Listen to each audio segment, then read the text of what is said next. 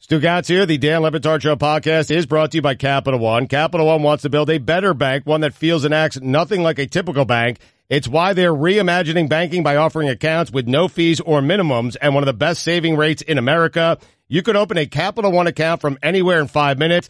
That's banking reimagined. Capital One, what's in your wallet? Capital One, N.A. Message and data rates may apply. When did it become okay for men to be lazier, softer, fatter? We need to bring the men of this country back to greatness. And it's easier than ever with Ageless Male Max, a patent-pending formula with an ingredient that helps boost your total testosterone, promoting greater increases in muscle size and twice the reduction of body fat percentage than exercise alone. Plus, an amazing 64% increase in nitric oxide, which can be handy in the gym and in the bedroom. Take your manhood to the max by trying your first 30-day bottle free. Just pay shipping and handling. Not 10 days, not 15 days, but a full 30-day supply free when you text the word LIFT to 797979. Finally, a formula that boosts total testosterone. If your results with Ageless Male Max are too intense, please decrease use. For your free bottle, text LIFT to 797979. Text LIFT to 797979. Well, that Jets game doesn't look as easy as it did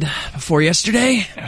No. Are you going to recalibrate your preseason predictions of how the schedule's going to go? Yeah. Well, if you remember that segment where I made my predictions, I was trying to make more general predictions, and you guys kind of pinned me down. I think I said they would just start 2-2. I didn't want to give specifics on games. But yes, I am recalibrating. Let's go over it again then from the beginning. I have here your picks on July 26th. Today is September 10th. Yes. All right. Titans, you think that's a win? Yes. Okay, win for the Titans. Jets, week 2. Win or, don't look. You know, I'm still going win. Not a win for a Titan. I'm still going win. It's going to be a win next win week. for the Dolphins You against the think Titans. win? Well, supposedly, like, the Jets just knew all the Lions' plays. Did you guys see this? That's, like, the reason that they made all those picks on Matt Stafford. So, hopefully they won't have the same knowledge about the Dolphins' offense. All right, Raiders, win or loss? Don't stop looking. Stop cheating. Well, I think they're going to go 1-1 the next 2 games. So that's a loss. Why can't you commit to which one is the one? Yeah, he doesn't want to be tied down. Patriots, win or loss? Stop looking. Loss. You know what? Let's I'm just scrolling down. let's You're not not going to do look this. at your predictions. Yeah, no. I want every week so we can go over this just to see how things change. Is this not a good idea? I mean, as good as the Jets look, that's how bad the Raiders look. You sure you don't want the Jets game being the loss and the Raiders game being the win? We can't hold you to that. Nope, I'm sticking to my guns. All right, Patriots. That's a loss. All right, moving on. Greg Cote. Bengals? I don't know. I don't want to do this. We'll find out more about Cincinnati Yeah. after this Thursday's game against Baltimore. Greg Cote. Yeah. You were at the Dolphins game on Sunday. I sure was. What was that experience like for the people in the media? Interminable. They ran out of food in the press box. It was just a living nightmare. It was such a weird weekend, though, because I was at both games, and I go from a 77-0 Canes win against a glorified high school team, and that turned out to be the normal game. And then Sunday came literally the longest game I've ever covered. 7 hours and 8 minutes. Not that I was counting. Which media member was the most frustrated? I had to be up there in the top 5. I don't doubt that. Yeah. You're a bit high maintenance. Well, I mean, come on. You know. But you're a legend in this town, Greg. They need to cater to you, and they did, but they ran out of catering. Yeah. At what point? Danny Cater, former Oakland A's player. Look, I know that's an obscure reference. I don't know what happened there, but it was Danny Cater, C-A-T-E-R. It was just an insane. You know, I'm not anti-meteorology, okay? I'm not anti-safety. I get the lightning delay. You're going to blame the weatherman? You were the guy looking up at the sky saying, I don't see lightning. That's right. That's exactly right. I was that guy, and there was a chorus of me in the press box. I was leading a chorus. It was like a barbershop quintet. But 2 lightning delays totaling 4 hours is that's excessive caution. I'm sorry. Greg, I'm not anti-safety or anti-meteorology like you, but don't they have a ton of lightning rods? Like, I feel like we'd be safe if lightning came and hit one of those many lightning rods, wouldn't it? Yeah, I think so. And the other thing is this. They clear the field, right? So, you know, these football players have to leave, but yet fans are still in the stands. You know, so if you're going to do safety, do safety. If you're going to clear the field, clear the stands as well. back in your day, how many worse weather situations have you seen teams play through? Oh my God, a ton. I mean, I've been at Dolphin games where they played in a perpetual torrential downpour. Was there lightning? Somewhere. I don't know. To me, lightning. Why are you so very clearly out of breath? I'm not. Yeah, you are labored. Your breathing is very labored right now. You know what? I got in here a little bit late because there was a traffic mishap on the way in. And that mishap was you leaving late. I did leave late, but a car veered off the road. I dove in and saved 3 nuns from a submerged car. Oh. So I'm a little out of breath. Yeah. 2 of them survived, by the way, so that's a good story. Tannehill. Yeah. The throw to Sills. The protection for Tannehill. Yeah. Tannehill is going to need to be your best player for this season to be worth a damn. How confident are you? You know what? Tannehill's not bad. He's not the problem. And that was that was almost a perfect throw. Believe it or not, it was slightly underthrown. Stills is so fast that he had to just hesitate just a beat, but it was a great throw. And Tannehill praised his line afterward, and rightly so. He referred to it as a beautiful pocket. He said that there was nobody within 4 yards of him when he released the football, and that's what the Dolphins need. The offensive line right now is doing very well. I think Drake and Gore are going to be a great tandem, which I wrote about in my latest column. Where can I find that? At MiamiHerald.com. Have you tweeted out the link? I have, but maybe I will again in a moment. But I think, I said all along the Dolphins are going to be better than people expected. I think they're going to be in that 7-9, 8-8, maybe 9-7 range. Oh, what a change of pace. This is fantastic. Well, but keep in mind, expectations, you had to do the limbo to get below the Dolphins' expectations. They were rated 32nd dead last in the ESPN power ranking. So I think a lot of people were picturing like a nightmare 3-13 type season. That's not going to happen. Dolphins aren't bad. How are you feeling about Billy Gill's prediction that Frank Gore is going to the Pro Bowl? This year? Yes, this is my logic, Greg. Every year, essentially 800 people make the Pro Bowl because of turned down invites or That's whatever. True. Yeah. So I think Frank Gore, just based on, our 5 minutes that we were at camp this year, I saw something that I liked in his eyes. And I said, you know what? This guy, a combination of what I see in his eyes and a combination of coming back home to play, home cooking. There's the new roof now on the stadium. Hello. They finally figured out the turf situation. Yep. Yeah. This guy's steady Eddie, as Andrew Luck's told us in the past. Yeah. I think that this is the year he comes back, he makes the Pro Bowl. I will say Frank Gore does have beautiful eyes. But, the thing is Drake is the featured back. Drake's going to get the 20 carries a game, 20 touches a game. He got 17 touches this last game. I believe Gore got 9, which was actually a more even split than I think right, anticipated. exactly. I think 9 to 12 is going to be Gore's average, whereas 20 to 22 is probably going to be what Drake does. But, Gore, as I wrote today, they've only had two running back tandems since 1981, both rush for 700-plus yards. And I think they could do that again in Drake and Gore. I think it's going to be a good duo. I think they complement each other well. Gore is defying all preconceptions about when running backs get used up. I mean, he did that 5 years ago. I know. It's amazing. Gore has had such an amazing career. First ballot Hall of Famer in my estimation. And Drake is a rising star. I'm not saying he's Todd Gurley, but Drake is going to be a top 5 or 7 running back in the league for a few years, I think. Oh, really? I think Drake probably underwhelmed in terms of output. I think more people maybe thought more touches were coming his way, but you could see it with him. That guy, in terms of J.J. may be the more talented back, but I think Gase is being a little bit vindicated here because Ajayi, while being a very talented back and in the eyes of many better than Kenyon Drake for this offense, it's not what Adam Gase wanted. It's why he made the move. Kenyon Drake appears to be a better fit.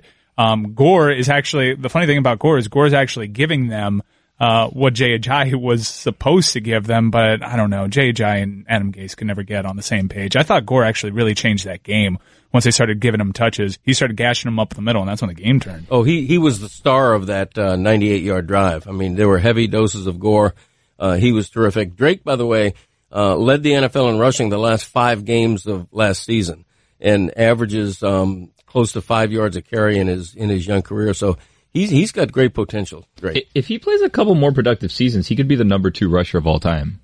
Easily, Frank Gore. Easily. He's 5 right now. He has 14,087. I don't know if that counts Sunday. Curtis Martin is right ahead of him with 14,101. He'll pass him. Barry Sanders has 15,269. Walter Payton has 16,000. So if he has like 4 more 500-yard seasons, that's 2,000. He can be number 2. 4 seasons is a lot, though. But he can fit all that in one like 2,000-yard season, right? Well, yeah, his Pro Bowl season. Yeah, this season. Well, look, if he does 2 of the Pro Bowl seasons that I'm predicting, he could be the all-time leading rusher and pass Emmitt Smith. He only needs 4,000 yards for that. I mean, I'm not going to laugh it off, really. Well, yeah. Okay, I'll give him 2's certainly in sight, though. Yeah, I'll give him 4th all-time, which he's going to get this Sunday at the Jets. I mean, he's 15 yards from passing Curtis Martin for 4th all-time. You mentioned the Jets.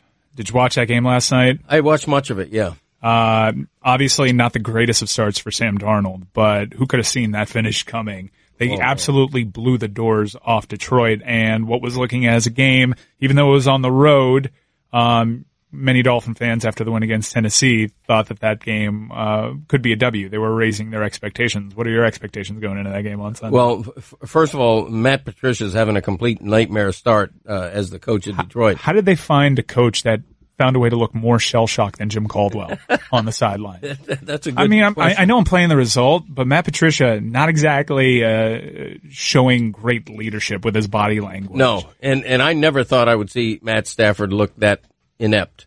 I don't know if the Jets are that good or the Lions were that bad. Yeah, exactly. Because they were really terrible. Yeah, they were really awful. They were awful. With the exception of Buffalo, I think Detroit had the most inept opening day performance of any of the 32 teams. So I'm still trying to process, how tall a mountain the Dolphins have to climb this coming weekend. I still think it's a very winnable game for Miami. And that's the thing about the NFL is that there are going to be 10 or 12 games out of 16 that are very winnable and very losable, just like Tennessee was Sunday. That's why I thought beating Tennessee Sunday was a huge win for Miami, because Tennessee's, they made the playoffs last year. They won a playoff game. They're not a terrible team, but Miami really rose to the occasion. That third quarter was crazy last night. That was an aberration. The Jets are not this crazy good team. The score was 17-17 at the start of the third quarter, I believe. At some point in the third quarter, the next thing I know, I look up, I was half paying attention. It's like 41-17. Matthew Stafford threw like 5 interceptions in a row. It's insane. Like, that is not, I'm not feeling that different about the Jets. I mean, they apparently knew all the plays. So how did they know all the plays? I don't know. The interviews after the game, the Jets players are like, oh, we had all offseason to study. We knew by their formations, by their signals, we knew what was coming. Did they keep the offensive coordinator there? Why would you say that? Like, if I knew all the plays, I wouldn't tell people I knew all the plays. That seems like the stupidest strategy possible. Next time they play them, they'll change things up. Well, I don't think they play them that often. That's probably why they admitted it. But it was insane. I agree that the Jets are not as good as the Lions made them appear to be last night. I'll say that. Did you call it an aberration? Is that wrong? I think you combined aberration and a ghoul of some sort. Yeah, apparition. Yeah. Yeah. That's not a ghostly aberration. Which were you trying to describe? Like an outlier. Isn't that like... Yeah, okay. You combined an outlier with a ghoul of some kind. I swear there's apparition a word. Is like, whoa, what is that off in the distance? Is that a spirit? Oh. Right. And an aberration is an outlier. Did you see that third quarter? Aberration. Support for the Dan Le Batard Show podcast comes from our friends at Rocket Mortgage by Quicken Loans. Let's talk about buying a home for a minute. Because of rising interest rates, there's a lot of unpredictability when it comes to buying a home these days. It's causing a lot of anxiety and stress for a lot of people. Well, our friends at Quicken Loans are doing something about that. They're calling it the power buying process. Here's how it works. Quicken Loans will verify your income, your assets, and credit in less than 24 hours to give you a verified approval. That gives you the strength of a cash buyer. Then once you're verified, you qualify for their all-new exclusive Rate Shield approval. This is very cool here. First, they'll lock your rate up for 90 days while you shop. Now, here's the best part. If rates go up, your rates stay the same. But if rates go down, your rate also drops. Either way, you win. It's the kind of thinking you'd expect from America's largest mortgage lender. To get started, simple. Go to rocketmortgage.com/Stugotz. Rate Shield approval. Only valid on certain 30-year purchase transactions. Additional conditions or exclusions may apply.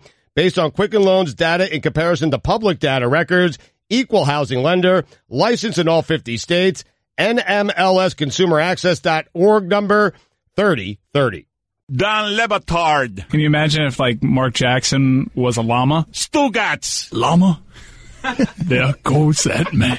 This is the Don Le Batard Show with the Stugotz on the ticket. Blessed to have legendary Miami Herald columnist Greg Cote, who's covered the South Florida sports scene for about 75 years. I really have.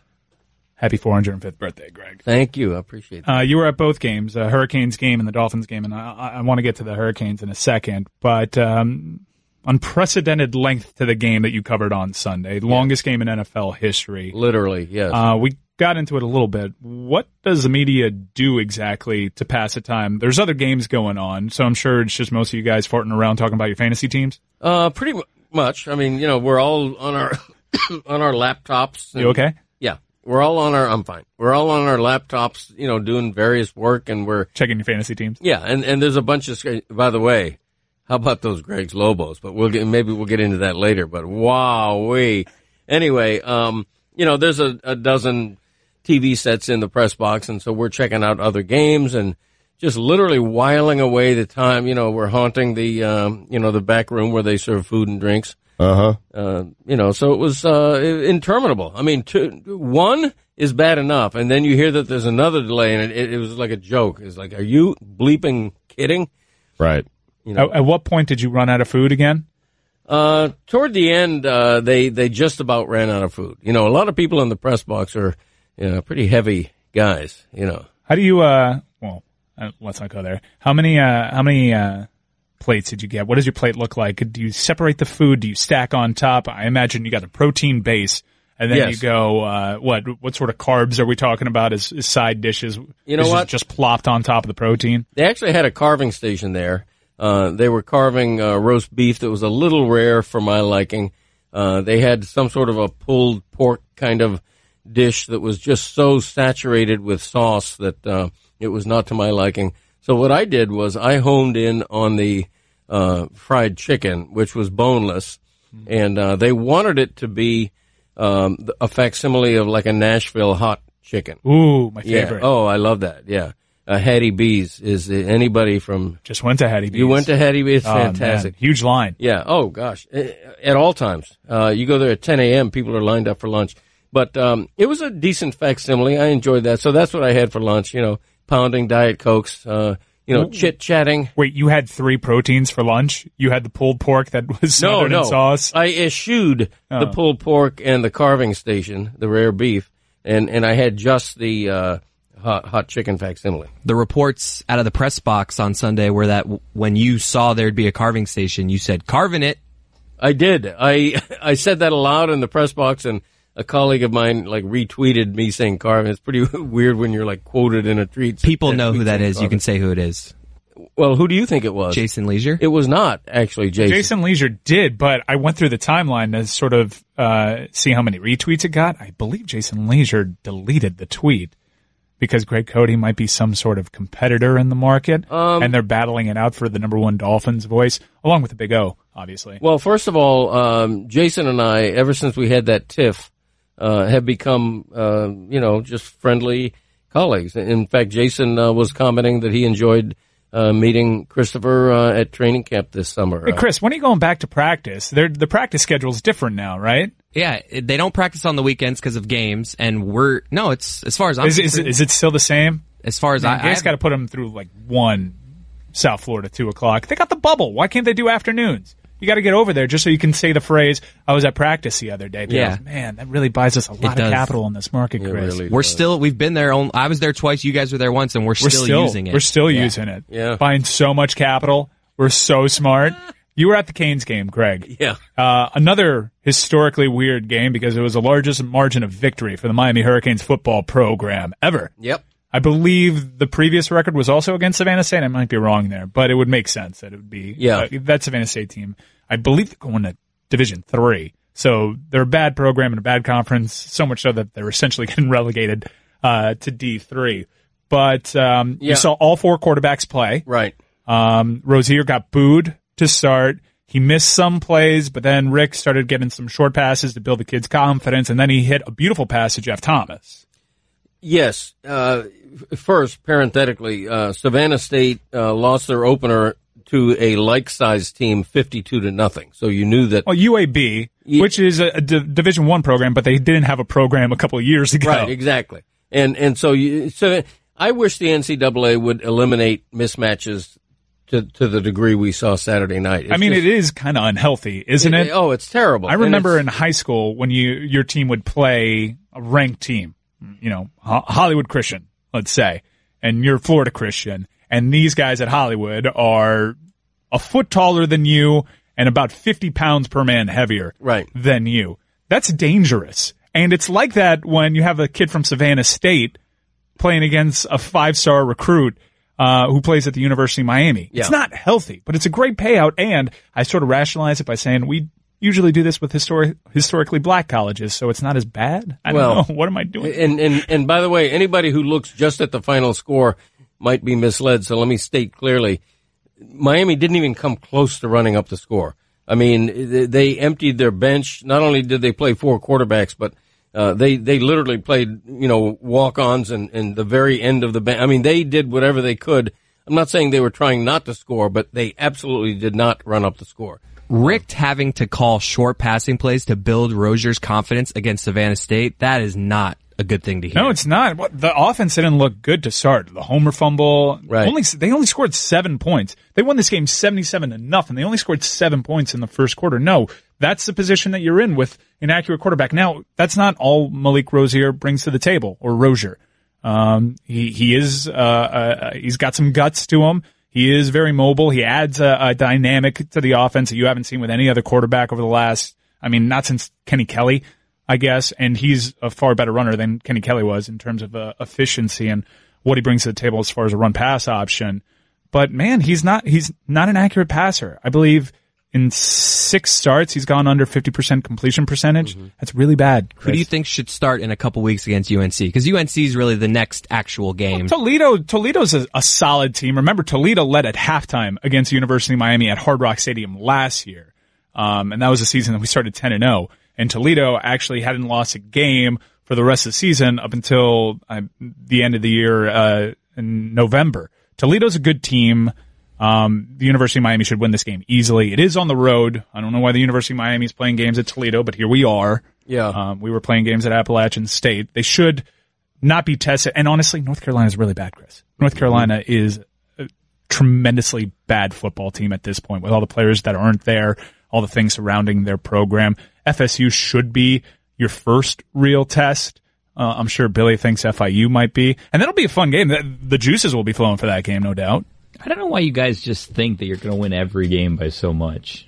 The teams that we're playing aren't very good. That's what you said about LSU, and you lost by 30. But LSU, come on, man. LSU's so far and away the best team out of that grouping. I don't think you're going to have a comparable team until FSU, and FSU doesn't look very good. The good thing about the North Carolina game, though, Chris, is you could show up, beat up on them, and you're the primetime game, and you got all eyes on the nation, and maybe you can get wash out some of that bad taste that was left from that LSU game. We have a big game for the University of Miami this weekend, and it doesn't even feature the University of Miami. It's LSU-Auburn. If LSU wins that game against Auburn, then all of a sudden you're talking about a team that should be ranked top 5 in the nation, no doubt. And the loss, a 2-score loss to LSU, looks a lot better. So we want LSU to run the table, essentially. Of course you want LSU to run the table. It would be the greatest thing in the world if LSU proved to be one of the best teams in the nation, because then you could at least hang your hat on, okay, we struggled with field position and that second quarter got away from us. 1 or 2 things here or there, it's a tighter game. And you have some sort of watermark. Right now, you're not going to find a watermark with your own opponents until, mid-October. Right. What do you think about the University of Miami, what you saw from Nkosi Perry? I think it's important that you got some tape out there. Mm-hmm. You have now something that Mark Richt can go to. And Mark Richt's proven in the past, he went to Sheriffs at Pittsburgh. Right. So I don't think he's so beholden to Malik Rozier. Having some tape on a player out there, I know he threw a bad interception against Savannah State, but outside of that, even Brevin Jordan was singing his praises. He looked really damn good outside of that bad interception. Yes. I think the whole point of you've got 3 soft opponents in a row. Savannah State isn't even a real opponent. Toledo and FIU a big step up in competition, but games Miami should win. So my column off the game Saturday night was that Miami's got 3 games in a row, two now left, to figure out the quarterback situation. I don't see Rozier being benched. I think what Rick is trying to do is to push him with competition to give him the understanding that, hey, Malik, we need you to be a better you. You can't be the quarterback we've seen in the last 4 games who's completing 40% of his passes. And I think Rozier knows that. I think what they're doing is auditioning for who's going to be the quarterback next year among the 2 redshirt freshmen and the true freshmen. And I think it's too close to call right now. Weldon, I think, has a real shot to win the job. Perry does, obviously. The true freshman, I really haven't seen enough of to They really like get a handle. They really like Williams, the true freshman. In terms of arm talent and accuracy, he's by far the most gifted. They feel with him, it's understanding the offense. Rick's certainly not comfortable putting him out there and understanding the defenses. Right. Something understandably that a true freshman can struggle with. But Williams was in pretty early. You'd hope that he'd get a better grasp of it being in the program longer. Yeah, somebody among those 3 needs to be better than Malik Rozier. I mean, I'm not a Malik Rozier knocker. I think he's an okay quarterback. He's a fine quarterback. He's just not accurate enough. I think he's a top 5 quarterback over the last 20 years. That's a pretty important thing, though, for a quarterback, accuracy. Yeah. It is huge, but there have been quarterbacks that have won national titles without being accurate. Quarterbacks with 0 shot to make it to the NFL at that position that aren't accurate, that are tremendous college football players. Denard Robinson comes to mind, Shoelace. There's several examples. Yeah, and the 4-game swoon is not all on Rozier.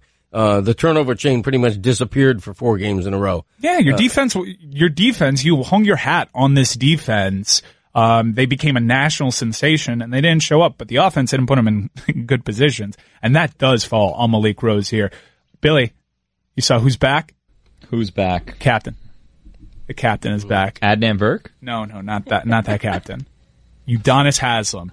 After months of fielding offers from all sorts of NBA teams, a very in-demand player, his skill set so treasured in today's NBA. Why would he leave now? He turned down money when he was like actually getting big offers. Why would he leave at the end of his career for like 1 year? It wouldn't make any sense. Those could not have been real offers. The hottest commodity on the free agent market, outside of Dwayne Wade, has chosen to sign with the Miami Heat. We should be thankful.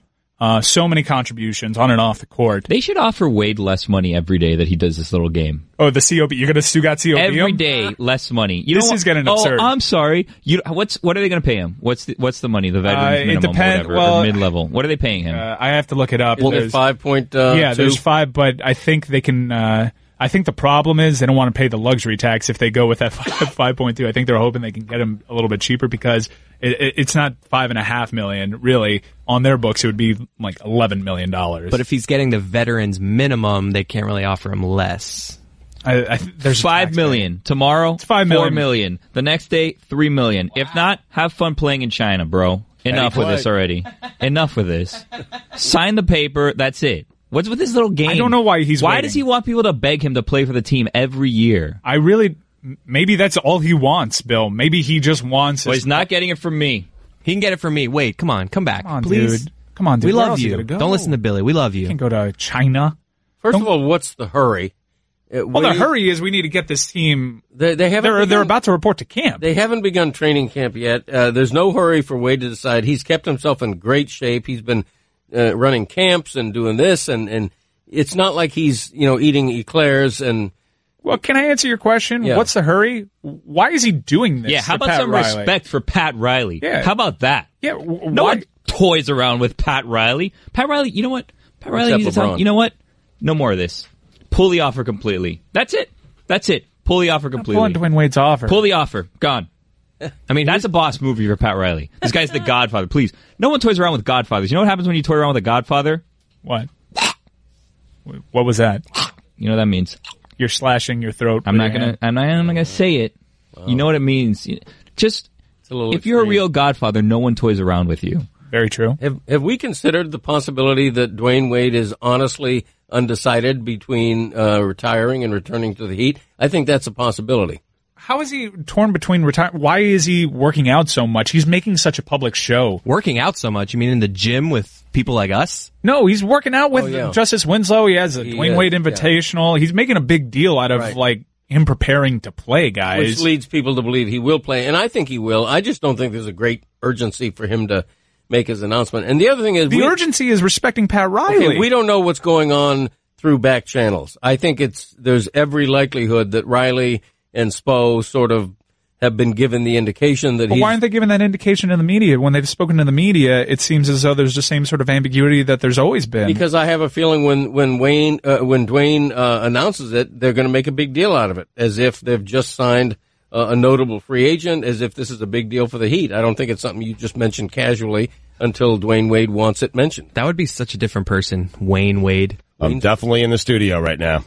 Stugotz here. There's nothing small about your business. It takes a lot of hard work, and it makes a huge difference. As a thank you during Dell's annual sale, Dell Small Business is offering up to 40% off select PCs with Intel Core processors. Call 877-BUY-DELL to speak with a small business technology advisor today. You'll get tech advice and one-on-one partnership to help your business grow. Call 877-BUY-DELL. That's 877-BUY-DELL. Dan Le Batard. You okay, John? Yeah, that's a good question. I was going to ask that. Is everything okay? Oh, cough. No, I have allergies, so it makes me cough. Okay, no problem. Stugotz. You okay? Yeah, are you okay? Yeah. You okay? Yeah, I'm all right. How about you? I'm fine. Thanks for your concern. We've never met. Thanks for yours. I've never had anyone I've never met this concerned over me and my health, so I appreciate it. Okay, man. I'm a big fan, man. I'm concerned about you. It's funny, John. No, I'm not okay. Finally. You don't care how I'm doing anyway. What the hell are you asking me for? You don't really care. It's so true. You don't even know me. This is the Dan Le Batard Show with the Stugotz on the ticket. I am not making this up. Stugotz threw out his back hugging his dog yesterday. He's so happy about Sam Darnold at quarterback. Yep, the entire team. I mean, it was some scene in my house last night, man. I was hugging everyone. I was hugging neighbors. I mean, anyone who wanted a hug. I was giving out hugs last night for free. 48-17 or 48-13 or whatever the hell the Lions are going to Lions.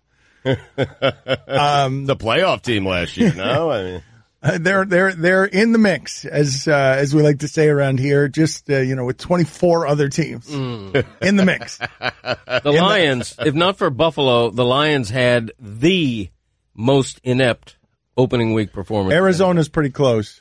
Pretty close, but I would put Buffalo first, then Detroit, then Arizona. So we will get to the Jets and Stugotz's enthusiasm because he thinks he has a quarterback. And it's been funny to listen to him during the break as if he had it all along. Guillermo's been laughing right in his face, braying laughter in his face, because Stugotz just got done saying on the taped pregame show that he knew last night that he had a quarterback even after the pick six. Yeah. Like he said immediately after the big pick six. Stugotz is actually making the argument, Mike, as the Jet season starts in the single most disastrous way possible. Sam Darnold's first pass, not merely intercepted, but intercepted and returned for a touchdown. Stugotz just got done saying on the pregame show that he knew after that Sam Darnold was their quarterback for the next 10 years. Now, he might have, if that's the play he thought he was going to be getting for the next 10 years. That's the only way you would know that you have a quarterback for the next 10 years capable of only the pick six. I was lying. I don't even need to hit you with the chickens. You were going to hit him with the chickens. I was. Yep, no need. I would have. I neutered the chickens. I wish I was in the room with you when Darnold threw that pick six. I wish. Well, we'll get to that because Stugotz is suggesting that we call Abby. Stugotz is suggesting, because this is a historic night in the history, a night and day in the history of the Jets. You think you have a quarterback. You have never had one of those. Not even when Namath was your quarterback. You've never had one. No. I mean, Namath is overrated. So I will tell you this. I experienced feelings last night as a football fan that I've never experienced before. It's hope. There is hope. That defense is amazing, and that quarterback is so awesome, even while throwing pick sixes. He still looks good. He does. That pick six was such a terrible decision. Yeah, but he was buying time with his legs. I mean, he wasn't afraid to make the throw, and everyone praising Josh McCown for, he runs to the sideline, and McCown says, hey, don't change a thing. Stick to the game plan. Sam's got this. I love it. You called Mark Sanchez the Sanchez You were happy with Geno Smith. You always think you have a quarterback. Isn't that the truth? Yes, but that's what happens when you never have a quarterback. You always think the next guy is going to be the guy, and I think this guy is the guy. Okay, very good. Yes. And you thought it as soon as he threw the pick six. This one's different, Dano. You know, the Jets could very well be 3-0 when they play their first really good defense. Let Darnold beat the Jags in Jacksonville, and then we start the praise. Wait a minute. I mean, really? He beat Detroit last night. I know. Come on. He won. Wait a minute. I mean, Brady almost lost to that defense. Wait a minute, Stugotz. Should have lost. Both of you, quiet down for a second. The Jets went on the road on a primetime game and scored nearly 50. Do not say it's the Lions. Don't do that. Like, what is that? It's the Lions and what? They scored almost 50 on the road. Did anyone else do that? Did anyone else do that this weekend? Ryan Fitzpatrick. Yeah. Ryan Fitzpatrick. The great Ryan Fitzpatrick. Yeah. And at home, the Ravens did. So I think the three highest scoring teams in the league were the Bucs, Jets, and Ravens, just like we all have. Nobody's going to do it against the Jags. Nobody's going to do it against the Jags. But my point is, in the Lions and the Dolphins next week and then the Browns, you're not facing elite defenses. But, Greg, what are you talking about? It's his first game. I understand. Right. It's his first game. And it was very impressive. And well, it wasn't super impressive for quarterback play. It was just okay quarterback play. But for the first game, you grade on a curve and you say on the road, playing your first game, you know, a quarterback rating in the 80s is good. Yeah, sure. It was 116.8.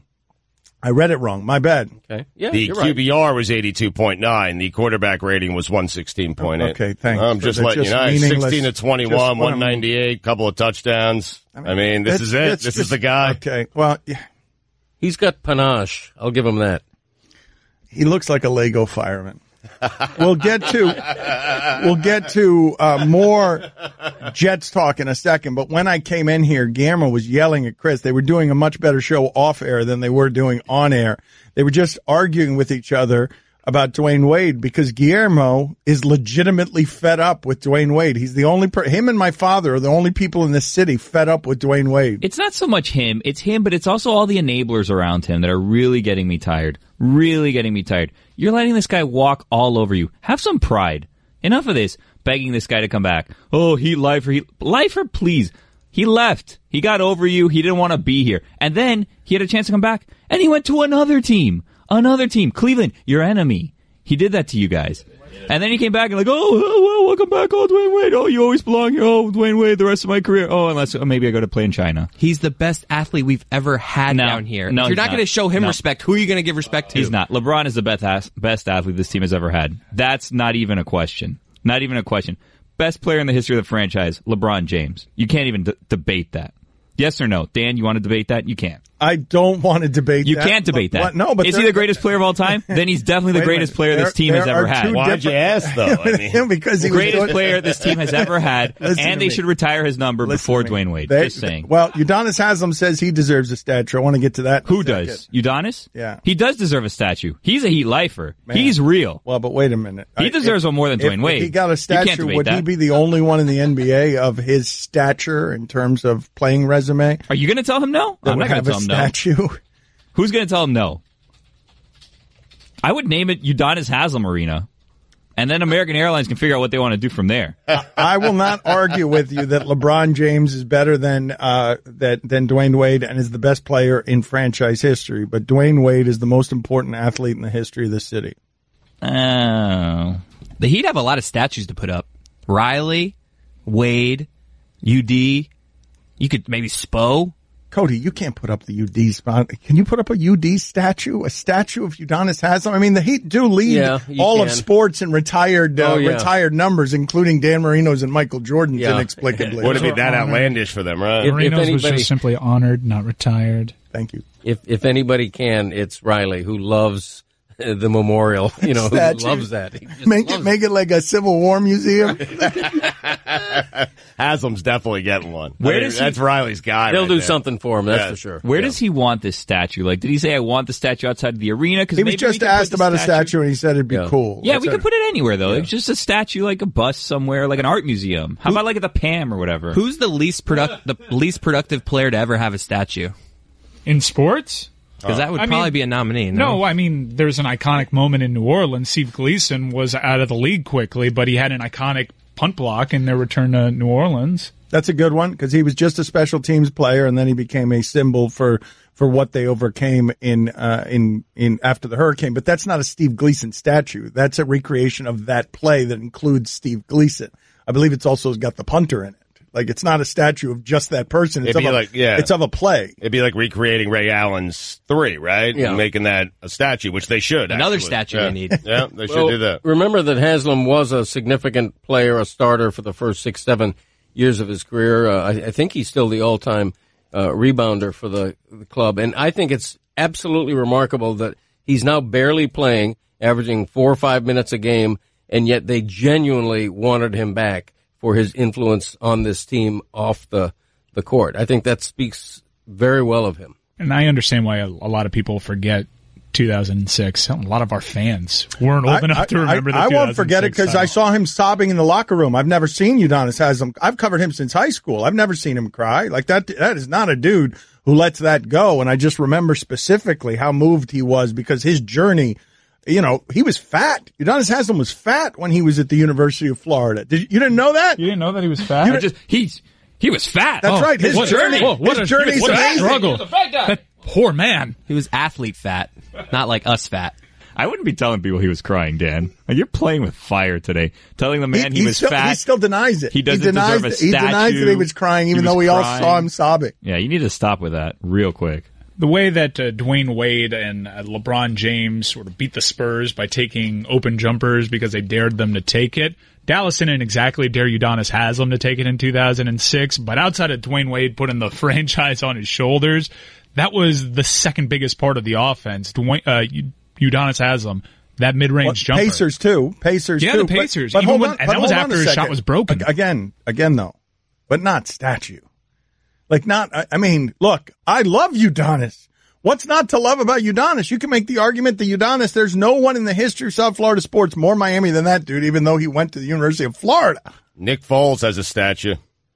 He does? I mean, it's him and Doug Peterson standing together when they're calling that Philly special play. They made a statue already? Nick Foles, yeah. Bud Light did it. Yeah. Bud Light did it? Yeah. This is a permanent fixture? Wait a minute. Bud Light statue does it. I mean, that's an advertisement. It's courtesy of Bud Light. I'm just telling you. I mean, Jeff Goldblum has right outside the link. I mean, is it going to be there permanently? Yeah. I mean, it looks like a permanent statue, Mike. I mean, but permanence is all that it requires, or the fact that Bud Light puts a sponsorship out there with a statue. That doesn't count as There's a banner behind it that says Philly, Philly, like Dilly Dilly, and it looks like you can easily remove that statue.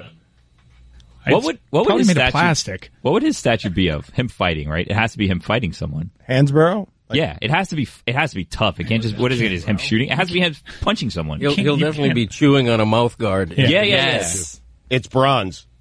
You can't honor Udonis Haslam with a statue of him literally on the bench. No, you can. And I think they should. West. And I wouldn't be surprised if the statue is of the two brothers in arms, Wade and Haslam together. So that could very well. Wade doesn't want that. Wade, you think Wade wants to share his statue with Udonis? I think that's how close he is to UD. Yeah. They're close up until that comes across his desk. Okay, laugh now. Tell me I'm right later. That breaks the relationship up where all of a sudden they've been such good friends, and some of the famous stories after Haslam got ejected defending Wade goes to Indiana and goes crazy to eliminate the Pacers, and on the team plane, Wade comes back and gives the game ball to Udonis Haslam, who's again sentimental. I just got goosebumps. And Udonis Haslam says to Wade when he gets on the plane, way to cook their ass. Because he was so frustrated being in the hotel room, having to watch that game.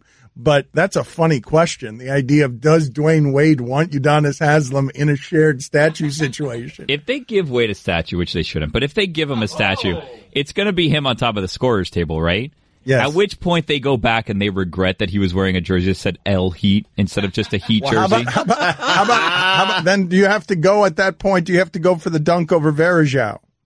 You can go for that, or what he did in pregame for much of his career, he'd hang from the rim, and that's kind of an iconic Dwayne Wade image where he would do the pull-ups. Guillermo, put on the poll. Does Dwayne Wade want to share a statue situation with Udonis Haslem? How about him not getting back on defense? What happened?